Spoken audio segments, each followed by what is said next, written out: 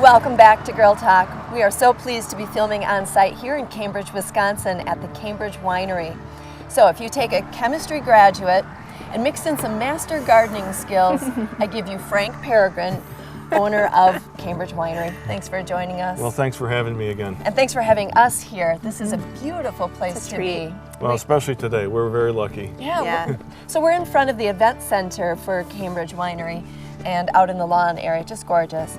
So 1 year ago, Frank, you, a self-proclaimed beer guy, by the way, planted some grapevines a year ago, and those grapes still aren't ready, and yet you're offering Wisconsin wines. I'm wondering, how can you do that? How does that work? Well, we are making Wisconsin wines from 2015 and 2016, fruit that we're acquiring from other growers around the state. Our vines won't be ready until 2018 that we planted last year, and we're planting additional vines this year and probably next. It takes about 4 years before you get your first harvest.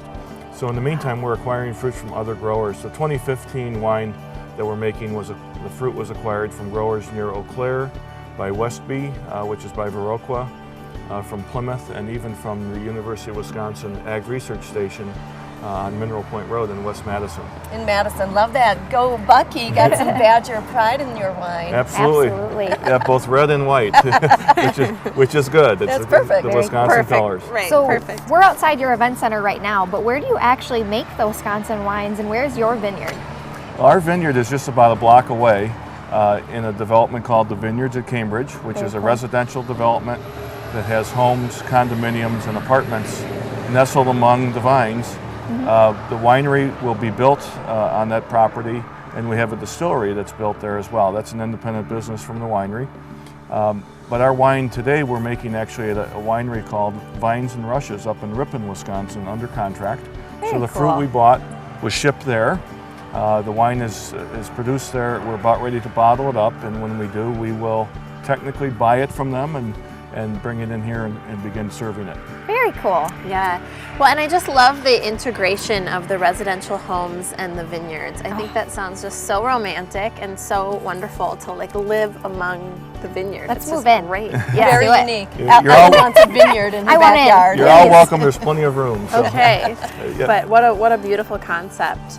But let's get down to business now. Let's talk tasting wines. I know you have 2 wine tasting rooms. You've got, of course, the one here in Cambridge, a newer location.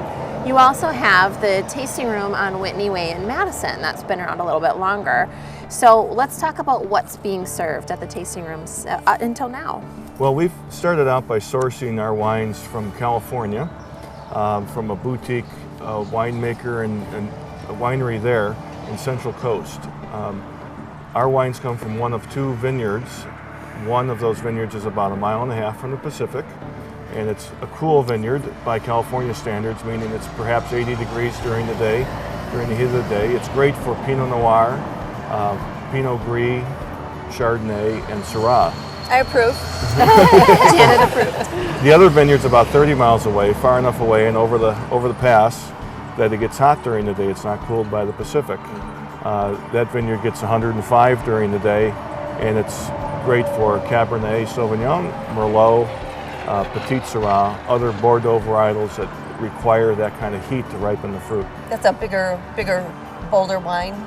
Bigger wines, generally speaking, some of the more delicate wines like Pinot Noir require a cool vineyard, otherwise the vines will literally shut down and not produce. So you have to have the right kind of microclimate to have Pinot Noir grown. So we started out by offering the California wines and are introducing our Wisconsin wines within the next month or so, as soon as they get bottled up in Ripon, to supplement and add to our portfolio. Wow. Okay, so you're buying grapes right now from local grape growers, and you just mentioned the difference between just the California wines, whether they were closer to the coast or not. What's the difference between the California all the way to Wisconsin and those 2 wines? Well, in Wisconsin, the varietals that are grown in California would not survive our winters. So we have what are called... We barely do. Right? They're called cold climate varietals. They were developed specifically to be winter hardy.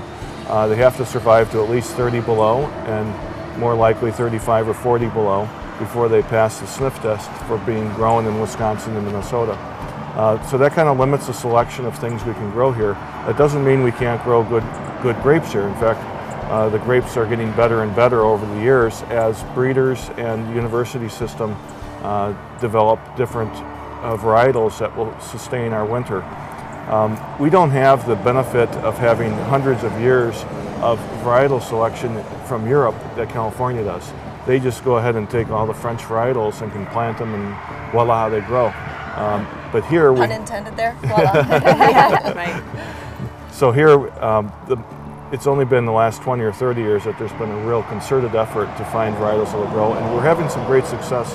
On the white side, we're able to replicate some of our California whites very closely. On the red side, it's very difficult to have a really big red. However, both Marquette and Petite Pearl have shown to make a very excellent red wine. In fact, our Petite Pearl and Marquette from 2015 they're big, they're bold, they're much better than you would expect from Wisconsin red wine. Oh, very cool. So how about some of the differences between price-wise between California and Wisconsin? Well, our costs are lower for the wine that we're producing here. We're going to be able to offer the lower price point. On some of the red wines, like Petite Pearl and Marquette, they'll be price comparable to the California just because very limited quantity, excellent fruit. We need to have that kind of return to pay for growing those kind of varietals. And before we go really quick, Frank, for viewers at home, what do you think, my questions are all tasting related, of course, but what do you think would be the best one, if you could recommend one purchase for a Wisconsin wine, what would that be? Well, it would depend on whether you like white or red wines, but I'll go right into the red. On the red side, somebody that likes California red wines would love our Petite Pearl. Okay. The 2015 fruit was picked late, harvested at peak of ripeness, and made wonderful wine.